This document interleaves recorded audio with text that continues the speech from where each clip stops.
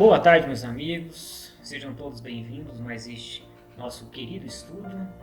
Espero que todos tenham passado muito bem esses dias, essa semana, né? E lembrando que vamos dar continuidade ao nosso estudo sobre o livro dos médiuns e passando para o capítulo 17. Um capítulo muito interessante. Ele é de extrema importância para todos que se encontram na doutrina espírita e principalmente para aqueles que estão em desenvolvimento mediúnico.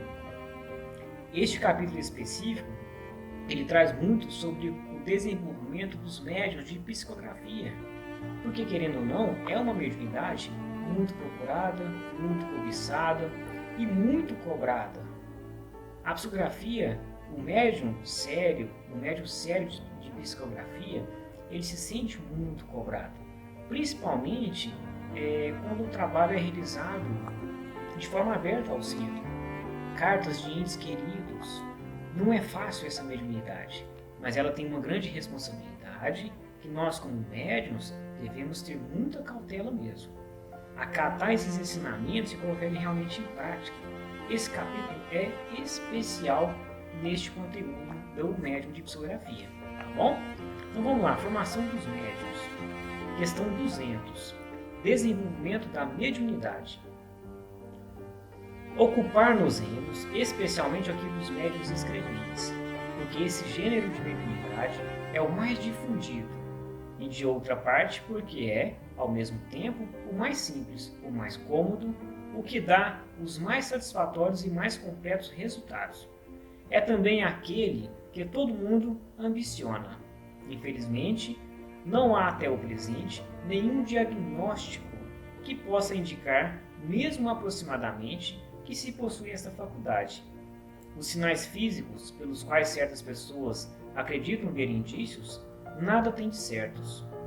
Elas se encontram nas crianças e nos velhos, entre os homens e as mulheres, quaisquer que sejam o temperamento, o estado de saúde, o grau de desenvolvimento intelectual e moral. Não há senão um meio para lhe constatar a existência, que é o de experimentar. Então, olha só, observe que esse tipo de mediunidade ele é muito comum. É comum. Várias pessoas a têm e nem sabem. Crianças têm o dom da escrita e não sabem. Velhos adultos, independente da qualidade moral do médium, ele pode ser um médium escrevente. Nós não temos um diagnóstico preciso. Não há um diagnóstico preciso para aferir. Por exemplo, um médium de efeito físico. Ele vai estar sofrendo, escutando barulho, coisas caindo. Ele vai estar tendo alguns requisitos, alguns diagnósticos para se identificar como médium de efeito físico. Um médium de psicofonia, ele vai estar tendo resquícios de sentir a presença do espírito e os efeitos da incorporação. A escrita geralmente não é tão sentida dessa forma. Tá? Então, como que nós vamos descobrir se somos médiuns de psicografia, médiuns escreventes? Experimentando. Nós temos que entrar num trabalho de estudo e desenvolvimento mediúnico e ir experimentando. Só assim nós saberemos se somos médiuns escreventes ou não. Ok? Mas nós temos algumas técnicas que Kardec, através dos espíritos, traz para nós de uma forma muito bem completa neste capítulo aqui. Ok? Então vamos lá, só para finalizar essa questão 200. Pode-se obter a escrita, como vimos, por meio de cestas e pranchetas, ou diretamente pela mão. Este último modo, sendo o mais fácil e, pode-se dizer, o único empregado hoje, é o que nos empenharemos em dar preferência.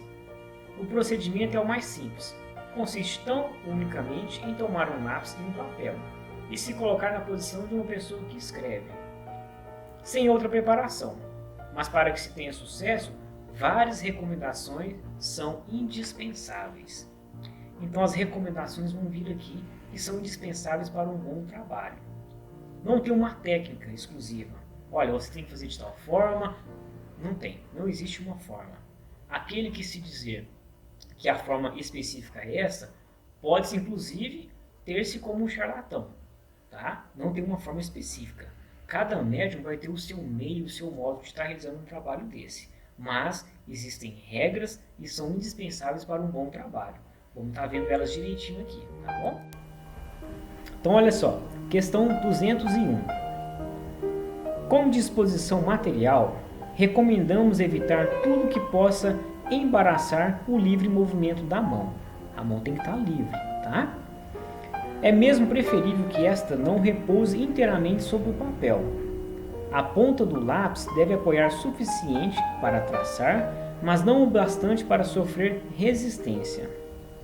Todas essas precauções tornam-se inúteis uma vez que se conseguiu escrever corretamente, porque então nenhum obstáculo poderia deter.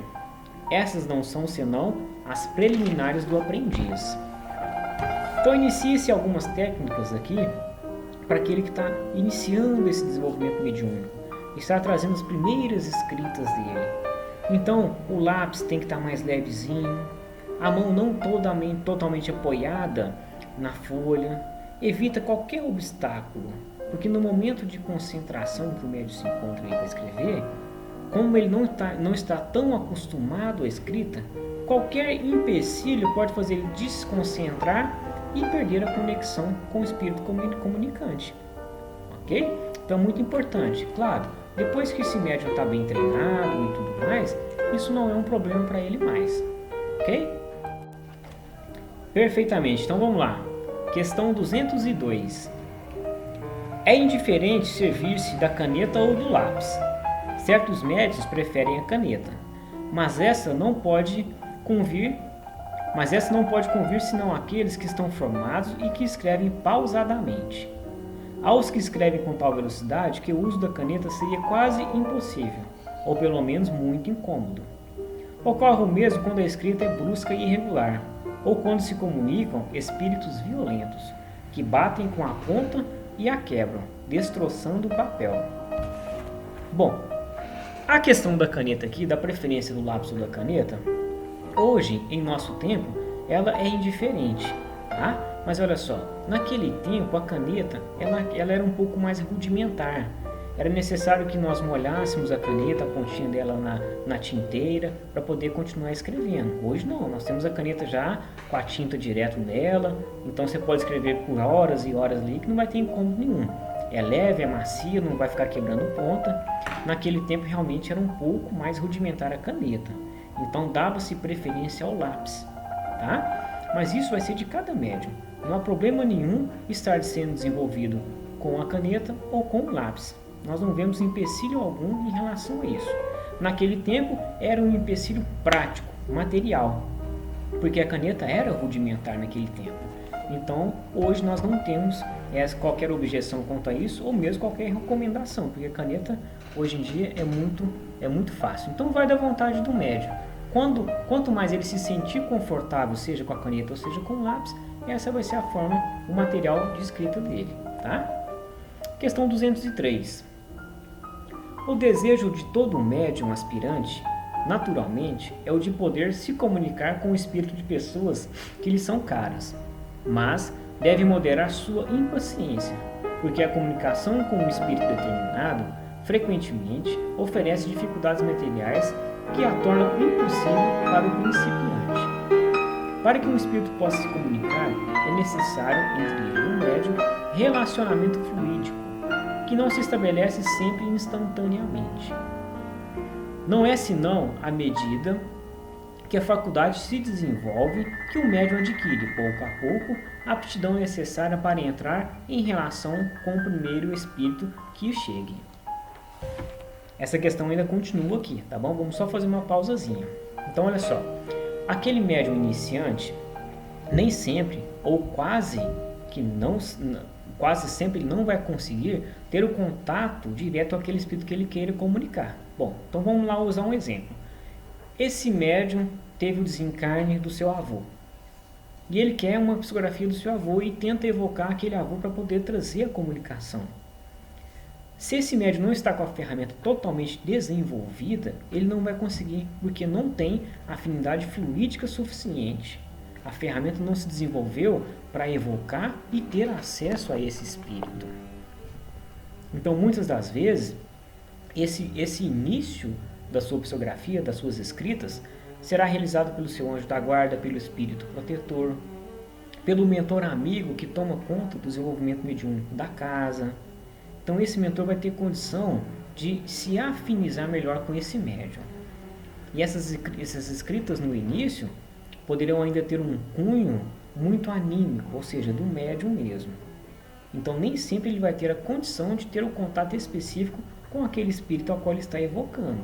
Não há muito essa condição. E olhem só, há mais um detalhe nisso. Nem sempre o espírito evocado tem condições de vir e trazer a psicografia. Vamos pensar que esse ente querido se encontra numa zona umbralina. Ele não vai ter condições de escutar o chamado da evocação. Ou mesmo que escute, sinta a oração e o chamado da evocação, ele não tem condições de sair de lá. Ele está preso, enraizado naquela zona umbralina. Então nem sempre vai ter condições de comunicar. E olhem só, quando nós estamos do lado de lá, nós estamos aí na dimensão espiritual, desencarnados, fora da matéria, os nossos sentimentos, emoções são iguais ou muitas das vezes maior do que nós quando estamos encarnados. Então é possível também que esse ente querido, tamanha emoção ele sinta próximo de você ou dos familiares, ou mesmo a emoção de comunicar, ele não tenha condições no momento. Está muito emocionado para o ato. Então nem sempre ele vai ter condições de estar comunicando. Tá? Tem que ser amparado pelos benfeitores. Pode ser que se encontre uma colônia espiritual não tendo a autorização necessária para vir. Exemplo do André Luiz. Passou-se vários anos na colônia Nosso Lar para depois conseguir os bônus horas necessários para vir comunicar na Terra. Não pela psicografia, mas para poder encontrar seus entes queridos. E essa autorização é só por algo imposto, impositivo pela colônia? Não. Era para o bem de André Luiz. Se ele viesse antes ter contato com seus familiares, sem o preparo necessário, ele poderia sofrer muito. Ele não tinha condições de encontrar a família naquele momento. A esposa já tendo um outro relacionamento, os filhos não muito espiritualizados. Se viesse, era prejuízo para ele na sua caminhada evolutiva. Então não é porque ele não é autorizado a vir, é porque não é bom. Se ele insistisse muito, o livre-arbítrio deveria prevalecer. Mas faria bem para ele? Não faria. Então nem sempre aquele espírito que nós queremos a comunicação, ele possa vir. Tá certo? O telefone, como muitos dizem, toca de lá para cá, não é? Continuando a questão 203, tá? Pode ocorrer, pois, que aquele com quem se quer comunicar não esteja em condições propícias para fazê-lo, é o que dissemos agora, malgrado sua presença. Como pode ocorrer também que não tenha nem a possibilidade, nem a permissão de se entregar ao apelo que lhe é feito. Por isso convém, no início, não se obstinar em chamar um espírito determinado, com a exclusão de todos os outros, porque ocorre frequentemente que não seja com este que as relações fluídicas se estabeleçam com mais facilidade. Qualquer que seja a simpatia que se tem por ele. Antes, pois, de pensar em obter comunicações de tal ou tal espírito, é preciso dedicar-se ao desenvolvimento da faculdade, e para isso é preciso fazer uma chamada geral e se dirigir, sobretudo, ao seu anjo guardião. Então olha só o que nós dissemos agora. Nem sempre vai ter afinidade fluídica e nem sempre o espírito comunicante tem a condição de comunicar. É necessário que tenha se realizado todo um preparo para isso. Mas o trabalho da psicografia, ele é de suma importância numa casa espírita. De suma importância. Foi dito que o médium de psicografia é uma mediunidade conhecida por praticamente todos. Todos no Brasil, eu vou dizer a nível Brasil, a nível nacional, todos a nível Brasil sabem o que é uma psicografia. Nós tivemos aí Chico Xavier, que deu uma grande publicidade para isso e foi excelente para todos, para a doutrina espírita, nessa publicidade. Então todos conhecem. Então quem é espírita e quem não é espírita sabe o que é uma psicografia. E muitas das vezes a pessoa que não tem nenhum contato com a espiritualidade, com a doutrina espírita, procura uma casa espírita na dor da saudade de um ente querido que desencarnou por um trabalho de psicografia. Isso tem uma riqueza gigantesca. É uma grande riqueza mesmo. Porque olha só, é um ato de caridade em conjunto. A casa espírita está fazendo um ato de caridade, o médium está fazendo um ato de caridade. Aquele ente querido que veio buscar um ato de caridade está também fazendo um ato de caridade para aquele que desencarnou. Quando nós desencarnamos, nós também queremos dar notícias. A gente não fica ali isolado ao léu do mundo material, não. A gente quer também dar notícias. A vida continua, eu estou aqui, estou vivo, faça tal coisa, não faça tal coisa. Eles querem também dar a notícia necessária, quer comunicar. Então eles se encontram aflitos para ter uma oportunidade. E olhem, esse espírito que desencarnou, ele só vai ter oportunidade de comunicar se o ente querido encarnado buscar isso. Buscando na casa espírita um trabalho de psicografia, é que o seu ente querido desencarnado vai ter essa oportunidade divina de comunicar. Fazer esse intercâmbio em dimensões tão diferentes, tão opostas, mas em comunhão uma com a outra. E o trabalho é tão grande que vocês podem observar que, por mais que às vezes você não tenha tido a psicografia no dia, o recadinho, a cartinha do ente querido, você fez um bem muito grande. Primeiro porque você está em pensamento e em oração por aquele ente querido. Então ele já sente todo aquele amor que você está direcionando em busca da psicografia. É algo muito importante naquele momento para ele. E vamos pensar que aquele ente querido se encontre em uma zona umbralina. Talvez não se encontre muito bem, não recebendo orações nem nada. Nós temos na casa espírita equipes espirituais que se encontram ali para poder olhar, verificar os pedidos das pessoas, quem tem méritos para poder ser atendido, quem não tem. E às vezes você está procurando a notícia do ente querido e determinado mentor, trabalhador da casa, falou: opa, peraí, fulano está aqui procurando pelo ciclano que desencarnou. Onde ele se encontra? É feita uma busca para ver onde esse irmão se encontra. E se ele se encontra numa zona umbralina, talvez se sentindo esquecido naquele momento ali, nossos trabalhadores espirituais vão até ele e falam: seu ente querido está lá na casa espírita querendo notícia sua, te ama, quer saber como é que você está orando. E como é que você está aqui? O fato de aquele espírito desencarnado saber que ele está tendo alguém procurando por ele, amando, buscando as notícias, faz com que ele se sinta protegido, se sinta amado naquele momento, e muitas das vezes ele acorda para a realidade.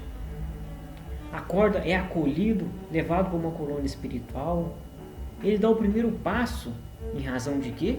Do amor do ente querido que veio buscar notícias dele pela psicografia. Então o trabalho de psicografia não é simplesmente chegar lá e vou esperar a cartinha e pronto. Não. Nossos olhos da carne é limitado para ver a dimensão de um trabalho de psicografia. É gigantesco. Então muitas das vezes quem vai buscar uma psicografia e não a tem no mesmo dia, não se preocupe. Um ato de amor e de caridade se fez presente ali, talvez muito mais potente do que uma carta escrita. Não tenho dúvidas disso, tá certo? Então vamos lá, continuando ainda a questão 203, não há aqui fórmula sacramental. Quem pretender oferecer uma pode, ousadamente, ser taxado de charlatanice, porque para os espíritos a fórmula não é nada. Todavia, a evocação deve ser sempre feita em nome de Deus. Poder-se-ia fazê-la nos termos seguintes ou equivalente: peço a Deus Todo-Poderoso permitir a um bom espírito se comunicar comigo e me fazer escrever. Peço também ao meu anjo guardião dignar-se assistir-me e afastar os maus espíritos. Espera-se então que um espírito se manifeste, fazendo escrever alguma coisa. Pode ser que esse seja o que se deseja, como pode ser também que seja um espírito desconhecido, ou o anjo guardião, mas em todos os casos, geralmente, se faz conhecer escrevendo seu nome. Mas então se apresenta a questão da identidade, uma das que requer maior experiência, porque são poucos os iniciantes que não estejam expostos a serem enganados. Nós a trataremos mais adiante em capítulo especial. Então vamos lá. Vocês podem observar que os espíritos não existe uma forma categórica, mas eles deram uma dica. Fizeram como se fosse uma pequena oração, simples. Ele fala: peça a Deus Todo-Poderoso permitir a um bom espírito se comunicar comigo e me fazer escrever. Peço também ao meu anjo guardião dignar-se assistir-me e afastar os maus espíritos. Então, olha só, não existe uma forma correta para se ter um trabalho de psicografia, para realizar um trabalho de psicografia. Mas existem regras de segurança para o trabalho. É importante, assim como qualquer tipo de mediunidade, que eu não a exerça em qualquer lugar, principalmente se não estou preparado para o ato. Os espíritos benfeitores não estão por minha conta 24 horas por dia. Tem os afazeres dele, o que tem que ser feito. Outros espíritos estão por conta aí 24 horas por dia. Então, em algumas situações que eu queira, sem nenhum preparo, escrever de uma hora para outra, posso ser levado ao erro, não é? Então é importante que eu realize o trabalho de psicografia numa casa séria, com um grupo de pessoas sério, e que eu esteja realmente desenvolvendo e esteja desenvolvido em minha capacidade mediúnica. Então não é em qualquer lugar que eu vou fazer. Existem regras que a doutrina espírita nos traz para trazer uma segurança para o trabalho. A oração, o recolhimento, o trabalho sério, não fútil. É importante que nós façamos isso. E nem sempre, como foi dito, eu vou ter realmente aquele espírito ao qual eu estou evocando para escrever. Se eu quero determinada notícia de um ente querido, um avô, um pai, eu não sei, o que seja, algumas vezes eu posso ter outro ente querido dando notícia desse ente querido que eu busquei. Então, se eu estou lá buscando a psicografia de um pai que veio desencarnar, esse pai não se encontra preparado para vir, mas vem o avô, que já desencarnou também, trazendo notícia do pai que desencarnou. Então, muitas das vezes não vai ser o mesmo, mas o trabalho vai ser atendido. Tá? Atendido, inclusive, pelo que eu não estou vendo, que é o que nós falamos um pouquinho atrás, sobre esse trabalho, essa dimensão do trabalho, de buscar um ente querido, dizer que está sendo buscado notícias dele, que ele está sendo amado naquele momento, que ele não foi esquecido. Isso é muito importante para o espírito que desencarnou, para o ente querido. Tá bom? E só para finalizar ainda essa questão, esse parágrafo, melhor dizendo, porque a questão ainda vai um pouquinho mais à frente, tá? A assinatura do espírito comunicante. O médium que se encontra no início do seu desenvolvimento mediúnico, nem sempre ele vai ter a condição de identificar qual o espírito que está comunicando, ok? Mas não se preocupem com isso. Conforme a ferramenta vai sendo desenvolvida, isso vai ficando cada vez mais claro e a identidade da comunicação vai vindo cada vez melhor. Eu indico, se você não tiver segurança suficiente para dizer quem está comunicando, eu prefiro não colocar. Então, por exemplo, se eu não tenho segurança de quem me trouxe uma explicação, uma mensagem, seja a forma que for, eu sempre coloco de um espírito amigo, de um benfeitor querido. Se eu não tenho certeza no nome, eu opto por não escrever. Acho que seria mais justo e mais responsável não termos a certeza do nome, não escrever o nome, tá? Mas não se preocupem com o nome. Preocupem-se com o conteúdo da mensagem. O conteúdo da mensagem, é claro, está de acordo com o Pentateuco kardeciano, está de acordo com as obras básicas, está de acordo com o que Cristo ensinou. O conteúdo é legal, é bacana, podemos usar. Então vou estar sempre atento ao conteúdo. O nome, com o tempo e desenvolvimento mediúnico, eu vou saber. Quantos e quantos anos Divaldo Franco demorou para poder ter o nome da Joana de Ângeles? Teve que ficar maduro, amadureceu sua ferramenta mediúnica, amadureceu-se como pessoa, amadureceu-se intelectualmente e moralmente. Aí sim ele pode ter acesso ao nome. Então não se preocupem com o nome, que no momento certo vai vir e vai ser esclarecido também. Vamos lá, hein? Continuando a questão 203 ainda. Essa questão é bastante grandinha, né? Quando se quer evocar determinados espíritos, é muito essencial, ao começar, dirigir-se àqueles que se sabem serem simpáticos e que podem ter um motivo para virem, como os parentes ou os amigos. Nesse caso, a evocação pode ser assim formulada: em nome de Deus Todo-Poderoso, peço ao espírito de tal que se comunique comigo, ou então peço a Deus Todo-Poderoso permitir ao espírito de tal comunicar-se comigo, ou qualquer outra forma, respondendo ao mesmo pensamento. Não é menos necessário que as primeiras perguntas sejam concebidas de tal forma que a resposta seja simples, sim ou não, como por exemplo: estás aí? Queres responder-me? Podes me fazer escrever? E etc. Mais tarde, essa preocupação se torna inútil, Não se trata, no começo, senão de uma relação a estabelecer. O essencial é que a pergunta não seja fútil, que não trate de coisas de interesse privado e, sobretudo, que seja a expressão de um sentimento benevolente e simpático para o espírito, a quem se dirige.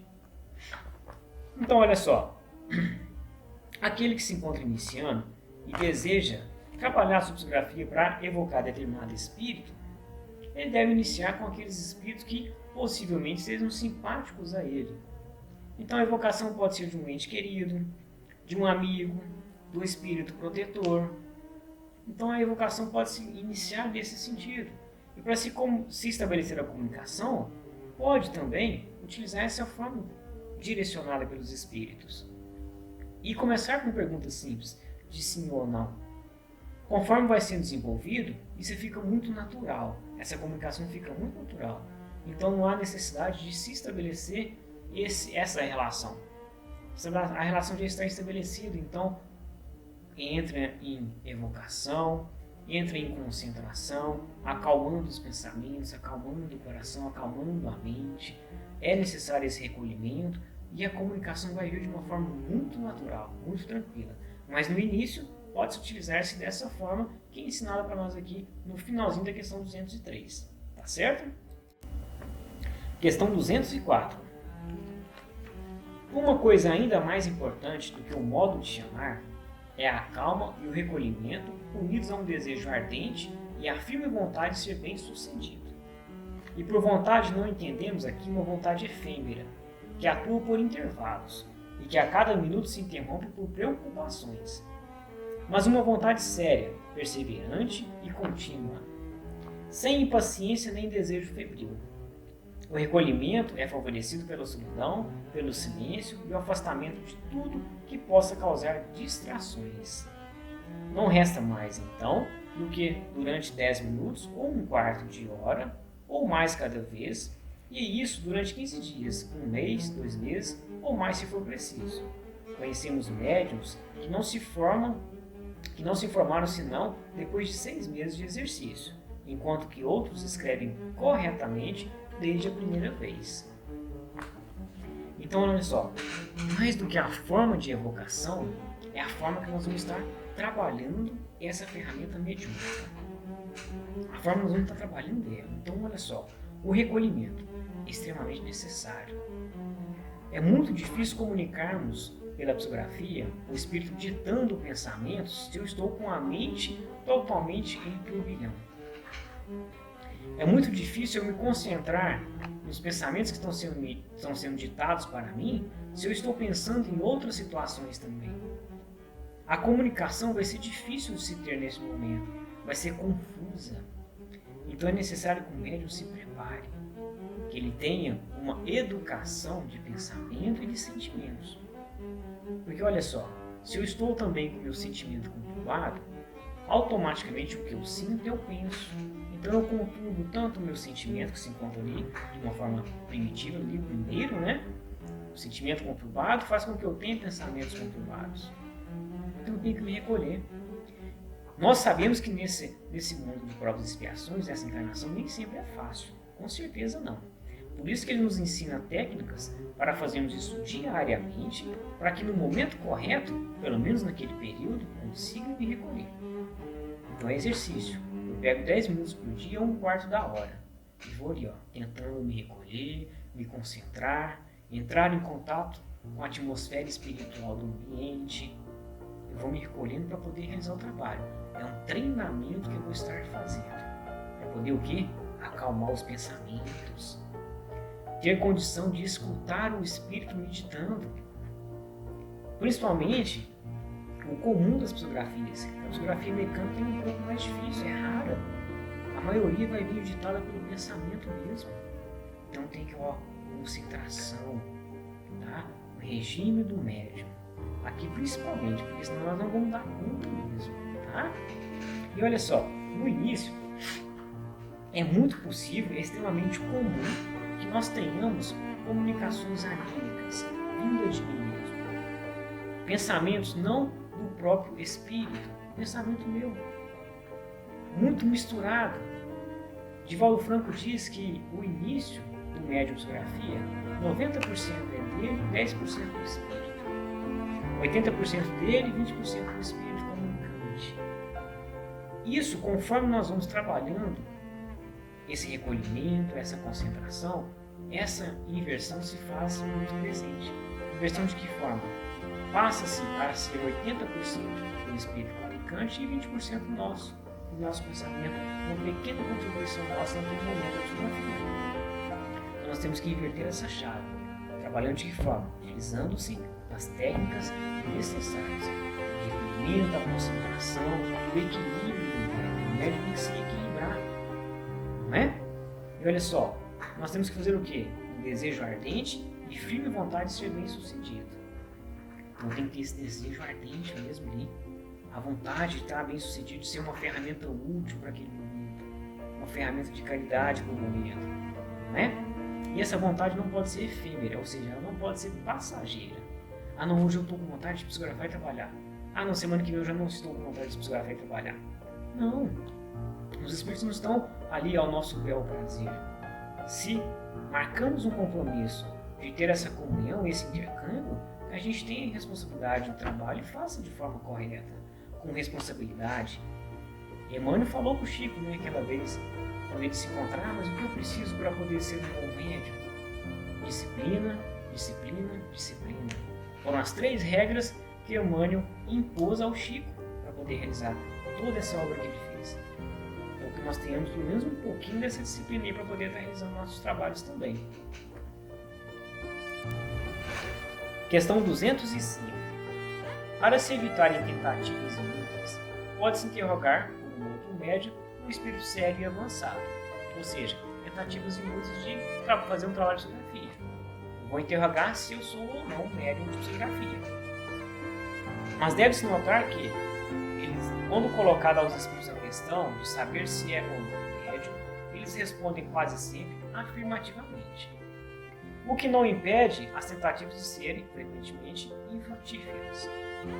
Isso se explica naturalmente. Faça ao espírito uma pergunta geral e ele responde de um modo geral. Ora, como se sabe, nada é mais elástico do que a faculdade medianímica, uma vez que pode se apresentar sob as mais variadas formas e em graus muito diferentes. Então, para mim não ficar com tentativas inúteis, eu posso perguntar a um bom espírito se eu sou médium. Mas olha só, é importante que eu faça uma pergunta específica. Nós sabemos que todo mundo tem o seu grau específico e tem uma certa mediunidade. Então, se eu pergunto de uma forma geral se eu sou médium, a resposta quase sempre vai ser afirmativa. Mas se eu pergunto se sou médium escrevente, a resposta provavelmente vai ser outra. Então, se só me diz que eu sou médium, ainda assim posso tentar e falhar no trabalho de psicografia. Não vai vir, não sou médium, não tenho essa condição medianímica, né? Pode-se, pois, ser médium sem o perceber, e no sentido que não é aquele que se pensa. A essa pergunta vaga, eu sou médium, o espírito pode responder sim. E esta outra mais precisa. Sou médium escrevente? Ele pode responder não. É preciso ter em conta também a natureza do espírito que se interroga. Há os tão levianos e tão ignorantes que respondem a torto e a direito como verdadeiros estouvados. Por isso dissemos para dirigir-se a espíritos esclarecidos, que respondem, em geral, voluntariamente a essas perguntas e indicam o melhor caminho a seguir, se há possibilidade de sucesso. Então, se eu estou com um espírito comunicante que é sério, ele não vai reservar para si as respostas para nós. Não. Eles, na medida do que nós podemos ser esclarecidos, eles vão nos esclarecer. Então, se eu quero perguntar se eu sou médium escrevente, que eu pergunte de uma forma direta. Que eu não pergunte de uma forma generalizada se sou médium. Podemos ser direto. São espíritos amigos que estão ali conosco, o crescimento de todos do grupo. Então eu tenho a condição, mas olha só, que eu fique atento a realizar a pergunta para um espírito sério, que nós tenhamos a confiança da resposta dele. Ok? Bom, vamos lá, questão 206. Vamos estar entrando agora em uns métodos do desenvolvimento mesmo, prático, um método mais prático, tá bom? Item 206. Um meio que, bastante frequentemente, é bem sucedido, consiste em empregar como auxiliar momentâneo um bom médio escrevente flexível, já formado. Então, olha só, um outro meio de desenvolvimento é estar na presença de um outro médio já desenvolvido, ok? Se coloca sua mão ou seus dedos sobre a mão de que deve escrever. É raro que esta não o faça imediatamente. Compreende-se o que se passa nessa circunstância. A mão que prende o lápis torna-se, de alguma sorte, um apêndice da mão do médium, como seria uma cesta ou uma prancheta, mas isso não impede esse exercício de ser muito útil quando se puder empregá-lo naquilo que, frequentemente e regularmente repetido, ajuda a superar o obstáculo material e provoca o desenvolvimento da faculdade. Então esse é um dos métodos. Você tem o contato e o auxílio de um médium já desenvolvido, tá? E na mão da qual você vai escrever, ele coloca a mão sobre a sua mão também. Quase que imediatamente, geralmente, a sua mão vai estar escrevendo, mas a sua mão é apenas uma ferramenta, um apêndice. Vai ser auxiliado para você quebrar, às vezes, eventuais barreiras materiais da escrita. Quase igual quando a gente está se desenvolvendo, o alfabeto, a mãe pega na mão do filho e ajuda ele a escrever, né? A professora lá da infância ajuda na escrita. É quase a mesma forma, tá? Mas não de uma forma infantilizada, é apenas uma barreira que nós estamos rompendo, tá bom? Vamos lá. Um outro meio. Basta indo algumas vezes e provoca o desenvolvimento da faculdade. Basta indo algumas vezes magnetizar fortemente, com essa intenção, o braço e a mão daquele que quer escrever. Frequentemente mesmo, o magnetizador se limita a colocar sua mão sobre a espádua e vimos escrever prontamente sob essa influência.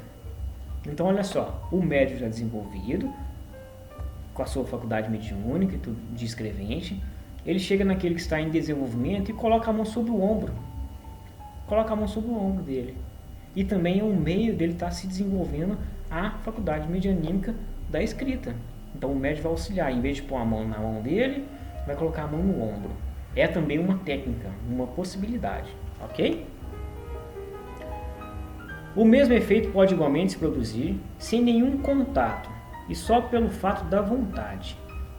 Concebe-se sem esforço que a confiança do magnetizador em sua própria força para produzir esse resultado deve desempenhar aqui um grande papel e que o magnetizador incrédulo teria pouca ou nenhuma ação. Então, nesse caso, o magnetizador vai apenas concentrar-se e doar os fluidos necessários, o magnetismo necessário para que o ato realize. Não vai precisar pegar na mão e nem no ombro, nem na espádua. Vai só trazer todo aquele magnetismo.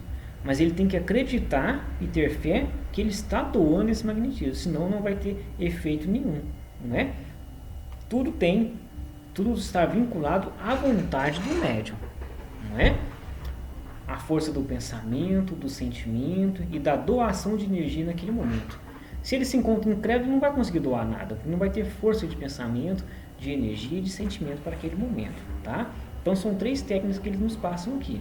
Uma, pegando na mão, auxiliando já o médium escrevente. A outra, encostando na espada ou no ombro, tá? Na escápula aqui. E a outra, apenas magnetizando, sendo o médium magnetizador naquele momento. Certinho? Bom, pessoal, é esse aí nosso estudo de hoje. Vamos finalizar aqui, porque senão vai ficar muito cansativo. Esse capítulo é muito grande e fala só sobre os médiuns psicógrafos. Então vai ter muita dica bacana aqui para quem está em desenvolvimento e para quem quer conhecer um pouco mais da psicografia. Essa mediunidade que muitas das vezes é o acalento de várias pessoas e porta de entrada das casas espíritas, tá? Então semana que vem a gente vai dar continuidade na questão 206, temos mais uma parte dela e dar início a 207 e seguintes, certinho? Que nosso Senhor Jesus abençoe a todos, abençoe suas famílias, fiquem todos com Deus. Até a próxima, tá?